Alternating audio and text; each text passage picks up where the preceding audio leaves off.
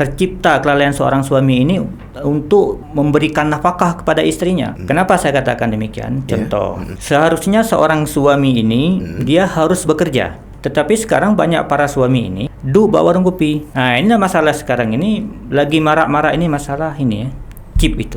Judi online. Nah, jadi salah satu penyebab meningkatnya perceraian itu karena sibuk dengan game online tersebut. Itu salah satu sebab.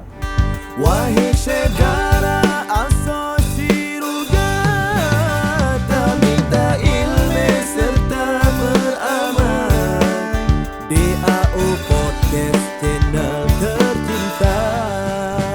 Bismillahirrahmanirrahim. Assalamualaikum warahmatullahi wabarakatuh. Alhamdulillahilladzi amarana bittaqwa wa nahana 'anit tiba'il hawa. Allahumma shalli wa sallim ala sayyidina Muhammadin wa ala alihi wa sahbihi ajma'in. Rabbi shrah li sadri wa yassir li amri wahlul 'uqdatam min lisani yafqahu qawli. Subhanaka la ilma lana illa ma 'allamtana innaka antal alimul hakim. Sahabat DAO Podcast Channel yang tercinta, alhamdulillah pada kesempatan kali ini telah hadir sosok narasumber tentunya bersama kita. Beliau bernama Tengku Ridwan Syah Putra SH. Beliau merupakan Dewan Guru di Dayah Babus Saadah, Desa Gurah, sekaligus sebagai penyuluh agama Kecamatan Pekanbadak, dan beliau juga ketua Tuhapet Gampong Gurah Pekanbadak, dan beliau juga merupakan aktif menjadi guru diniyah di sekolah-sekolah, dan beliau juga sebagai coach memanah. Masya Allah. Langsung saja kita menyapa Tengku. Assalamualaikum Tengku. Waalaikumsalam warahmatullahi wabarakatuh. Masya Allah. Apa kabar Tengku? Alhamdulillah khair insyaallah. Masya Allah. Kami ucapkan terima kasih banyak telah hadir di tempat kami. Alhamdulillah. Telah memenuhi undangan untuk tampil di podcast kami, dan tentunya Tengku, kita akan membahas dan berbincang-bincang di sini dengan tema sebab meningkatnya perceraian. Masya Allah. Ini merupakan tema dalam hal ilmu fikih ya teman-teman ya, tentang fikih munakahat. Langsung saja kita menyerahkan kepada Ustadz, dan Ustadz langsung akan membahas dengan tema sebab meningkatnya perceraian. Kepada Tengku, kita persilahkan. Baik. Bismillahirrahmanirrahim. Assalamualaikum warahmatullahi wabarakatuh. Waalaikumsalam warahmatullahi wabarakatuh. Alhamdulillahirabbil alamin. Hamdan syukran lillah. Salatan wa salaman ala Rasulillah sallallahu alaihi wasallam. Allahumma salli ala sayyidina Muhammad wa ala ali sayyidina Muhammad. Allahumma salli ala sayyidina Muhammad wa ala ali sayyidina Muhammad. Allahumma salli ala sayyidina Muhammad wa ala ali sayyidina Muhammad. Puji dan syukur kehadirat Allah Subhanahu wa taala, yang mana pada hari yang berbahagia ini, dengan rahmat dan karunia Allah, kita masih diberikan kesempatan oleh Allah, masih diberikan kita rasa aman, damai, tentram, menikmati indahnya surga dunia ini. Masya Allah. Ini semua tidak terlepas daripada karunia Allah Subhanahu wa ta'ala. Salawat serta salam marilah selalu kita sanjung sajikan ke pangkuan alam Nabi besar Muhammad sallallahu alaihi wasallam. Yang mana oleh Rasulullah ini telah memberikan pengajaran dan pendidikan yang sangat baik dan penting buat kita untuk meniti di dalam hiruk pikuk dan penuh dengan fitnahnya di dalam dunia ini. Baiklah, penghormatan, ketakziman saya kepada pimpinan DAO Podcast Channel Aceh yang sangat berkelas ya, yang sangat dicintai oleh masyarakat Aceh khususnya dan seluruh masyarakat dunia maya umumnya ya. Insyaallah. Dan penghormatan serta keakraban saya kepada sahabat saya yang setia, juga kepada Tengku Zulkiram. Masyaallah. Ucapan ribuan terima kasih. Penghormatan setinggi-tingginya kepada seluruh tim kerabat kerja DAO Podcast yang telah mengundang saya menaruh kepercayaan ini untuk membahas tema mengenai meningkatnya sebab sebab meningkatnya perceraian. Karena di luaran sana banyak kita melihat itu nikah yang tidak terdata di KUA. Artinya nikah liar Walau sebenarnya di sisi Allah Subhanahu wa taala nikah itu sah. Nikah siri ya? Nikah siri mungkin bisa jadi. Cukup wali, ada wali, ada saksinya, cukup syarat dan lain sebagainya, nikah sah. Cuma efek ke depan ini jangka panjang itu bisa kepada hubungan urusan administrasi untuk si anak dan untuk istri dan segala urusan-urusan lain sebagainya. Karena sekarang kan sudah diminta itu buku nikah. Iya. Secara administratif ya? Administrasi negara ya. Administrasi negara. Jadi menyangkut kepada perceraian tadi, kita sebutkan tadi ini data yang terbaru ini sekitar 300 pasutri ini. Kebanyakan 80% itu atau 70% itu gugat cerai daripada si wanita. Masya Allah. Kenapa itu? Itulah ini mungkin bersebab itu kalau kita lihat dulu kewajiban ada menyangkut dengan kewajiban seorang suami kepada istrinya yang diabaikan. Karena setiap sesuatu itu pasti ada sebabnya. Iya. Ya kan? Ya. Ada sebabnya. Sebab musabab ya. Sebab musabab. Tidak akan beria air itu kalau dia tidak ada yang menggoyang. Tidak ada yang mengguncang. Tidak ada yang mengguncang. Tentunya di sini pasti ada angin ya. Iya. Kalau nggak ada angin ataupun lain sebagainya, air ini tidak akan beria dan sebagainya. Iya. Jadi kalau kita melihat ya, kewajiban seorang suami ini yang pertama dia memberikan nafkah. Nafkah kepada istrinya. Jadi di saat tuntutan si istri ini pemberian nafkah yang diabaikan oleh suami, sehingga disinilah menjadi pemicu daripada sebab terjadinya perceraian. Itu dia penyebabnya. Penyebab yang pertama. Ekonomi ya. Ekonomi. Iya. Apalagi lebih-lebih di masa pandemi. Di masa pandemi yang alhamdulillah sekarang kita sudah mulai sedikit mulai bergeliat ya ekonominya. Alhamdulillah. Sudah mulai dibuka kelonggaran untuk melakukan aktivitas ya, pendidikan, pekerjaan dan lain sebagainya. Iya. Jadi efek yang sudah itu yaitu sebab pertama meningkatnya perceraian itu karena ekonomi. Artinya kurang memberikan ekonomi atau tidak sama sekali diberikan oleh sang suami? Sedikit miris ya. Banyak kita lihat inilah sebab-sebab nih. Memang kecanggihan teknologi ini memberikan kemudahan bagi kita ya, khalayak media ini memudahkan teknologi ini memudahkan kita untuk melakukan aktivitas. Justru di dalam teknologi yang canggih ini pula membentuk kelalaian seorang suami, tercipta kelalaian seorang suami ini untuk memberikan nafkah kepada istrinya. Kenapa saya katakan demikian? Contoh, seharusnya seorang suami ini dia harus bekerja, pergi pagi, pulang sore mencari nafkah, bahkan itu jihad buat dia. Tetapi sekarang banyak para suami ini saya sampaikan pada para suami. Para suami ini mereka menganut amalan P4. P4. Apa itu P4? Pergi pagi, pulang pagi. Apa itu? Duduk bawa warung kopi. Inilah masalah sekarang ini lagi marak-marak ini masalah ini ya, chip itu. Judi online. Jadi salah satu penyebab meningkatnya perceraian itu karena kurangnya memberikan nafkah, sebab karena suami ini lalai di warung kopi, di warkop, sehingga mengabaikan kewajibannya mencari nafkah, sibuk dengan game online tersebut. Itu salah satu sebab. Iya. Salah satu sebabnya ya. Berarti karena ekonomi tadi yang kurang diberikan untuk si istri, sehingga proses itu terus berlanjut sehingga si istri tidak tahan ya. Tidak tahan. Kalaulah istri ini dia orang yang berilmu, dia beriman, bertakwa kepada Allah, mungkin dia bisa memendam hal itu. Tapi alangkah kalau seandainya si istri ini pun dia imannya kurang, ilmu agama juga minim, sehingga dia akan menceritakan halnya tersebut kepada tetangganya, kepada handai taulan, sehingga akan menimbulkan fitnah. Menimbulkan fitnah. Jadi fitnah ini yang akan memperburuk situasi keakuran dan keharmonisan di dalam rumah tangga tersebut, sehingga lama-kelamaan bisa mengarah kepada perceraian.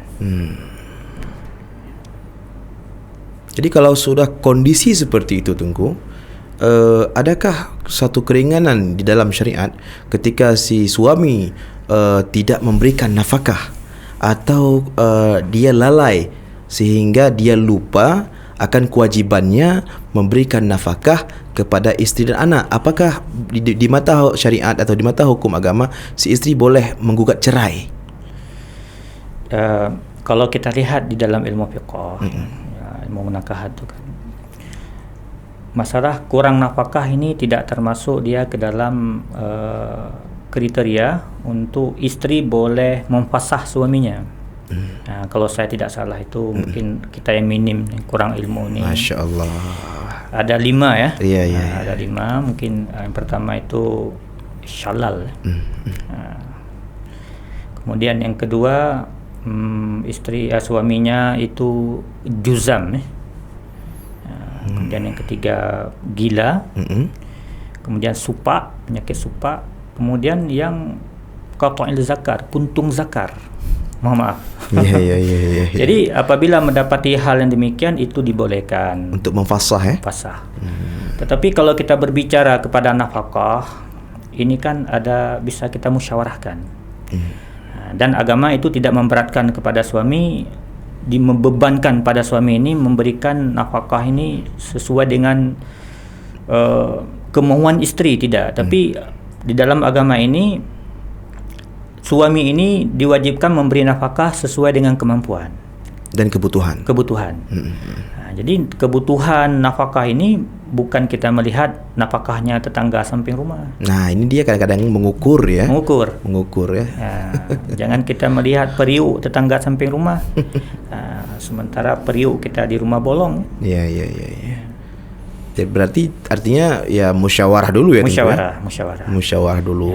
Seandainya suami ini memang segitu kemampuannya, maka bagi kita istri ini mohon tolonglah selipkan sedikit kesabaran. Berdoa minta tolong pada Allah supaya dimudahkan rezeki. Karena rezeki suami ini bergantung Allah titipkan pada istri. Jadi kalau istri yang di rumah ini mereka berbuat taat kepada Allah, beramal soleh, maka itu adalah merupakan salah satu penarik daripada rezeki si suami. Magnet rezeki. Maka istri ini dia berbuat taat, berkhidmat pada suaminya, insya-Allah rezeki tersebut Allah mudahkan, Allah luaskan, Allah lapangkan rezekinya.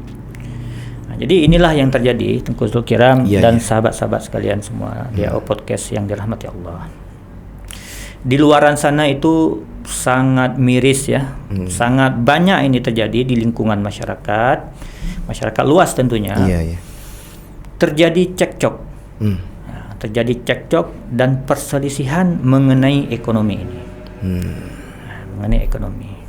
Padahal sedikit saja maunya diselipkan di dalam dirinya itu sifat sabar, sifat tawadhu, sifat qanaah, insya-Allah Allah berikan ketenangan di dalam rumah tangga tersebut.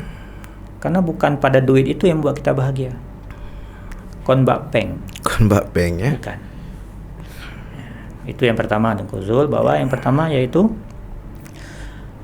ekonomi ya, sebabnya. Ya. Kemudian yang kedua, karena istri ini kurang mendapatkan kasih sayang dari suaminya.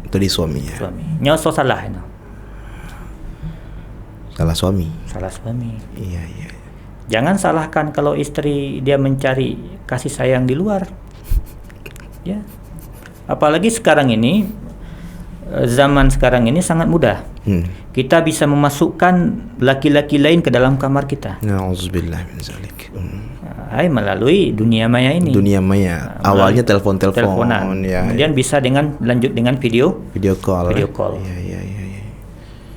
Miris ya. Miris. Istri-istri yang umpamanya dia kurang perhatian daripada suaminya, dia akan melakukan pelampiasan.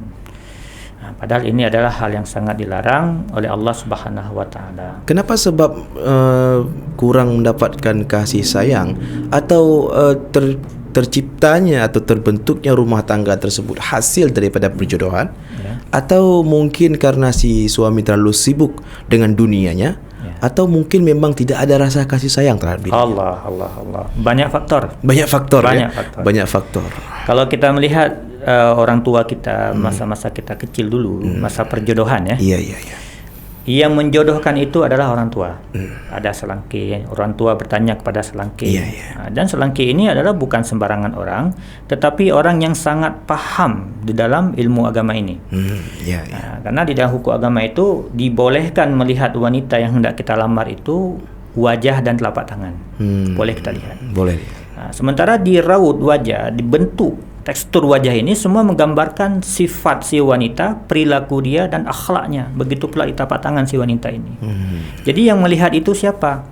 Orang tua kita yang paham ilmu agama tadi, ataupun utusan atau selangkih, orang yang paham, yang pantas, yang cocok buat kita. Itu. Jadi orang-orang tua zaman-zaman dahulu tidak sembarangan dia memilih jodohnya, tapi dicarilah yang sekupu. Walaupun Rasulullah mengajarkan cari yang punya harta, tapi yang menurut kita pahami ternyata agama juga jauh lebih penting. Agama ini juga sangat utama. Harta perlu, agama sangat diperlukan. Dengan adanya agama inilah yang akan menyempurnakan setiap pekerjaan-pekerjaan yang akan membentengi mereka ini nanti. Berarti kurang merasakan atau mendapatkan kasih sayang. Tidak mendapatkan kasih sayang, sehingga si istri ini dia mencari perhatian di luar untuk mendapatkan kasih sayang tersebut. Ini mohon maaf, mungkin tidak semua. Tidak semua, tapi alhamdulillah bersyukurlah kepada para istri, para wanita yang mereka itu memang setia pada suaminya. Dia menjaga marwahnya walaupun suaminya dalam keadaan keterbatasan. Tetapi yang mereka peroleh ini, yang mereka inginkan itu adalah cinta. Masya Allah. Cinta Allah, cinta Rasulullah, ya. Hingga hidup mereka ini menjadi barakah. Masya Allah. Adakah indikasi lain, Tunku, terkait dengan masalah sebab meningkatnya perceraian, atau mungkin karena pernikahan dini? Ya, itu juga merupakan satu faktor. Yang kurang mapan atau kurang bijak dalam berumah tangga. Benar. Jadi makanya undang-undang juga mengatur ya, sangat menitik beratkan kalau bisa menghindari nikah di bawah umur. Memang dalam agama tidak menjadi satu halangan, tidak menjadi satu keharaman ya, boleh saja asal jangan bergaul. Jangan bergaul. Cuma efek psikologis ke depan bahwa wanita ataupun anak yang menikah di bawah umur ini dia kurang mapan, dia kurang matang. Dan kurang matang di dalam berkhidmat, di dalam mendidik dan mengayomi anaknya nanti. Begitu pula berkhidmat pada suaminya. Maka inilah salah satu faktor juga penyebab perceraian, karena kurang matangnya seorang anak di dalam menjalani pernikahan. Dan yang paling utama di sini adalah si pemegang kemudi, yaitu suaminya ini. Kalau kaptennya gabu, kapten gabu dan kurang pengalaman, alamat kapal itu akan tenggelam. Karam. Maka disinilah dibutuhkan satu pengalaman. Iya, betul. Nah, berarti sebab meningkatnya perceraian itu kalau kita melihat atau merujuk kepada data-data yang tertulis ya Tengku ya, itu hasil gugatan daripada si istri ya. Atau mungkin karena istri-istri yang sekarang ini kurang sabar Tengku, atau bagaimana itu? Iya. Jadi kurang sabar ini karena kurangnya ilmu agama tadi. Iya. Kenapa semua kita ini memiliki sifat amarah. Semua. Saya juga punya amarah, Tengku Zulkiram, sahabat-sahabat semua dan sahabat-sahabat DO Podcast semua. Kita semua punya sifat amarah tersebut. Cuma bagaimana kita bisa mengendalikan. Wada' syai' ala makan. Letakkan sesuatu pada tempat.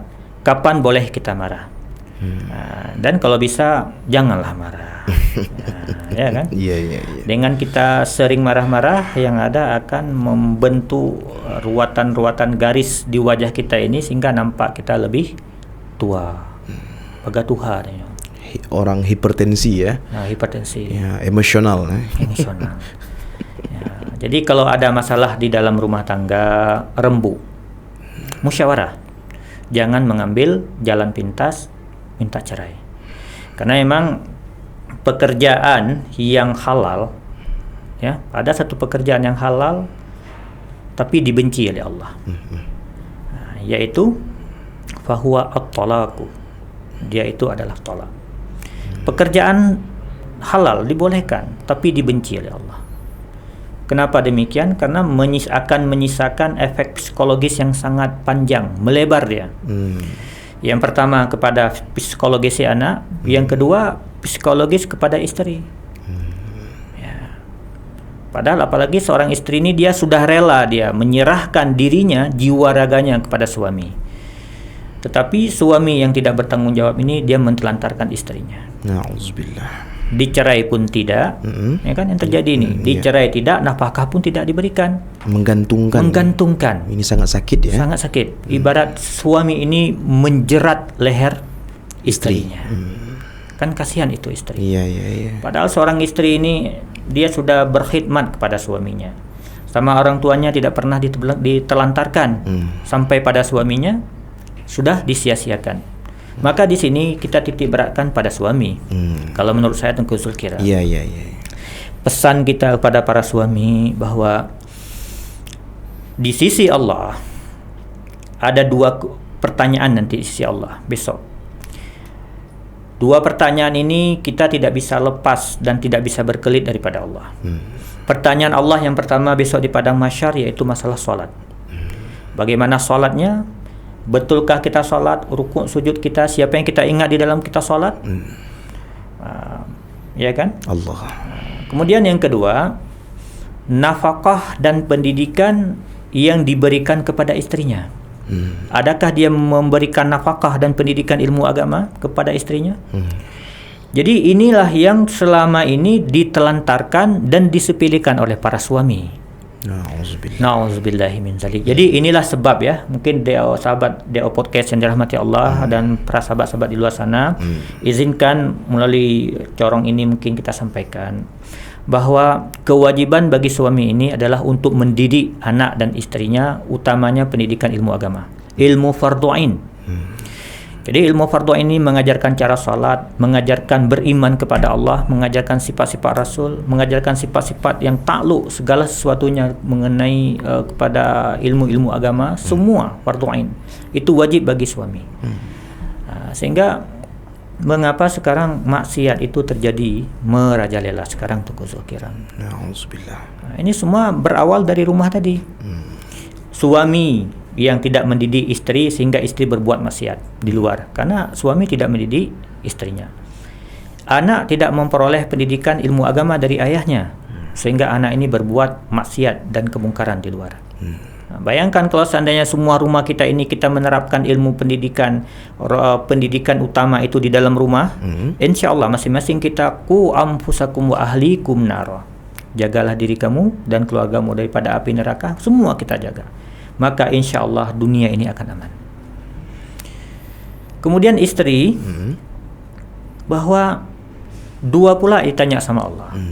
Yang pertama salat, kemudian yang kedua yaitu khidmatnya kepada suami. Pengabdiannya. Nah, maka bila seorang istri yang sudah baik akhlaknya, yang sudah benar pendiriannya, maka tidak akan terjadi perceraian. Maka jangan sekali-kali seorang istri yang tidak ada sebab kemudian minta cerai pada suami. maka si istri yang meminta cerai kepada suaminya ini tanpa sebab diharamkan oleh Allah Subhanahu wa taala mencium bau surga. Nauzubillah. Dan bahkan kita ketahui kan, jarak 500 tahun perjalanan itu dalam riwayat disebutkan dan hadis Rasulullah, jarak 500 tahun perjalanan surga itu sudah bisa tercium. 500 perjalanan. 500 tahun perjalanan. Ini bayangkan istri yang meminta cerai pada suaminya tanpa sebab tidak bisa mencium bau surga. Tapi hari ini miris ya.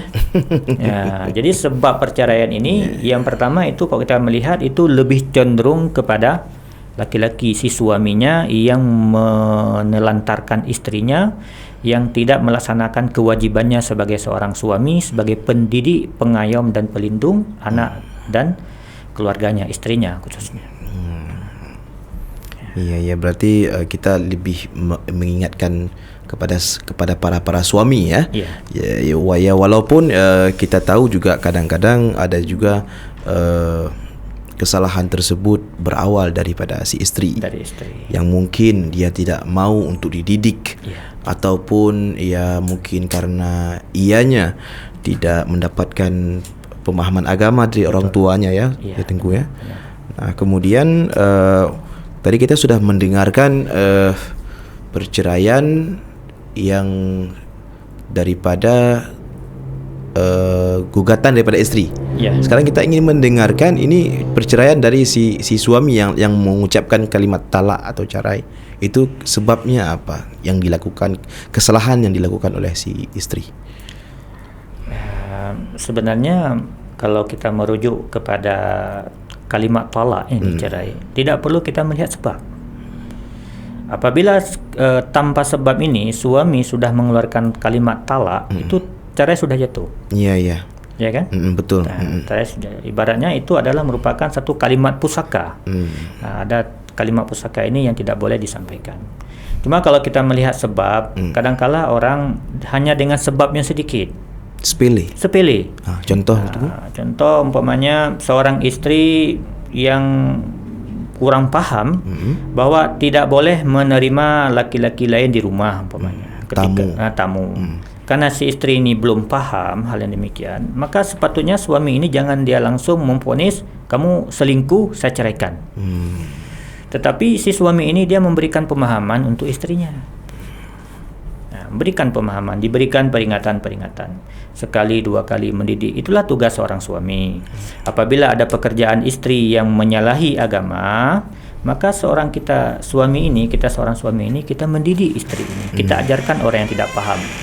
Dan bukan saja pada tingkat pendidikan saja, sampai kepada ilmu praktiknya. Nah, kita sudah mengajarkan pada istri cara bertutur kata yang baik, yang sopan. Nah, bila kita menemukan satu masa istri kita berbicara kasar, kita dampingi dia, kita praktekkan cara yang benar. Jangan dipukul ya. Jangan dipukul.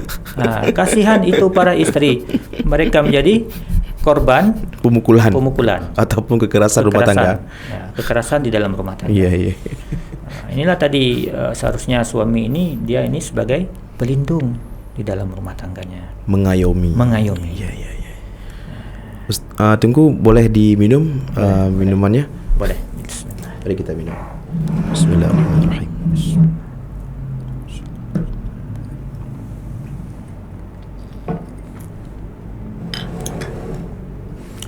Alhamdulillah. Okey, kemudian terkait masalah sebab meningkatnya perceraian yang kita lihat sekarang ini atau berita-berita sesuai dengan data ya Tengku ya, bahawa nilai atau angka perceraian wabil khusus di manapun berada, dan tentunya di Aceh mungkin itu terjadi peningkatan ya Tengku ya. Dan adakah ini sebuah tanda, mungkin apakah ini disebutkan di dalam kitab atau dalam sebuah hadis bahawa ini adalah sebuah tanda kiamat hampir dekat? Bagaimana Tengku? Ya, baik, ada hubungannya. Ada hubungan atau kaitan? Ya, menyangkut, ada hubungan. Ada hubungannya? Ada hubungan. Kenapa? Ini semua karena kesalahan daripada manusia itu tersendiri, bahwa mereka ini telah keluar daripada aturan yang telah Allah tetapkan. Ya, mereka ini karena tidak melaksanakan hukum-hukum yang telah Allah gariskan. Jadi apabila kita telah keluar daripada aturan-aturan hukum-hukum Allah yang telah Allah gariskan, maka inna azabi lasyadid. Sesungguhnya azabku, kata Allah, sangat pedih. Jadi bisa jadi Allah memberikan azab ini melalui kehancuran di dalam sebuah rumah tangga.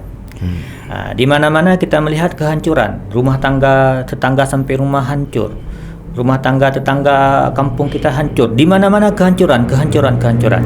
Jadi itulah merupakan salah satu tanda terjadinya kiamat dunia. Tidak ada kita mendapatkan rasa nyaman dan tidak mendapatkan ketenangan di dalam dunia. Semua di dalam keadaan haru-hara. Haru-hara di luar dan haru-hara di dalam rumah tangganya sendiri. Dan yang lebih dahsyat itu apa? Haru-hara di dalam dirinya. Haru-hara di dalam diri ini yaitu karena kesyirikan yang terjadi di dalam dirinya. Yang paling besar itu adalah syirik khafi. Syirik yang tersembunyi di dalam dirinya. Sehingga dia tidak mendapatkan ketenangan dan ketentraman di dalam jiwanya. Kenapa?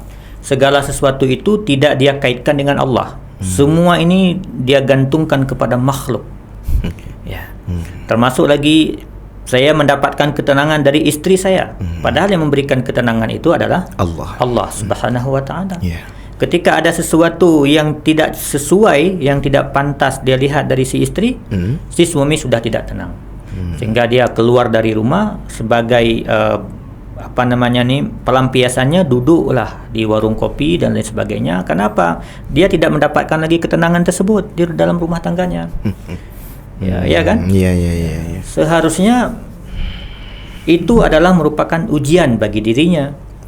Ini istri saya sudah melenceng. Tugas saya mendidik dia. Bukan pada dia ketenangan saya, tapi yang membuat saya tenang itulah adalah Allah. Jadi inilah ada syirik-syirik khafi ini yang tersembunyi, yang tersimpan di dalam kalbu ini. Sehingga inilah yang membuat porak-porandanya sebuah rumah tangga. Syirik khafi. Membuat kemudaratan Kemudaratan di dalam rumah tangga Ya. Nauzubillah. Oke sahabat di Au Podcast Channel yang tercinta, alhamdulillah penjelasan atau perbincangan atau pembahasan yang kita bahas tadi ini adalah merupakan pembahasan yang sangat bermanfaat untuk teman-teman semuanya dan para penonton yang di luar sana. Dan kita sadari bahawa peningkatan perceraian itu terjadi karena kesalahan yang mungkin dilakukan antara kedua belah pihak, baik itu daripada suami atau isteri. Yang namun di sini suami punya peran penting dalam menjadi kepala rumah tangga. Ya Tengku ya. Ya benar. Mempunyai peran penting di mana sang suami jangan mengambil keputusan yang fatal sehingga dapat memberikan efek yang tidak baik secara psikologis, baik itu kepada istrinya atau kepada anaknya ya. Ya. Nah, kemudian untuk statement terakhir Tengku, berikan nasihat untuk suami-suami atau istri-istri di luar sana supaya tidak terjadi lagi peningkatan. Ya, kita menyerukan ini bukan berarti kita bisa menghentikan. Setidaknya dengan apa yang kita sampaikan terbuka pintu hati baik kepada suami ataupun istri. Baik. Alhamdulillah. Marilah semuanya para sahabat-sahabat, ikhwan fillah yang dirahmati Allah. Apapun yang kita kerjakan di dunia ini, jangan pernah kita lupakan bahwa setiap perbuatan kita di dunia ini semua dimintai pertanggungjawaban oleh Allah. Suami akan disoal dan dimintai pertanggungjawaban oleh Allah di akhirat. Istri juga akan disoal dan dimintai pertanggungjawaban oleh Allah di akhirat. Maka marilah sebaik-baiknya sebelum terlambat kita berhati-hati melaksanakan sesuatu di atas dunia ini. Berhati-hati di dalam berucap, berhati-hati di dalam berbuat, dan berhati-hati di dalam segala sesuatunya mengisi hari-harinya di dalam bermasyarakat, khususnya di dalam rumah tangga. Hati-hati. Maka poin yang terakhir itu yaitu pada suami, marilah kita belajar ilmu agama. Khususnya ilmu itu banyak sekali pada referensinya. Kitab Yawaqit Jawahir ada, ataupun kitab masalah taubat ya. Banyak sekali kita referensi. Mungkin satu kitab Yawaqit Jawahir ini saja ada cukup. Di situ memang menitik beratkan kepada istri, tetapi ilmu ini bisa diamalkan, diambil oleh suami. Maka pesan saya yang terakhir, marilah kita belajar ilmu agama, karena pada kita ini ada tanggung jawab. Suami tanggung jawabnya istri, istri kewajibannya berkhidmat pada suami.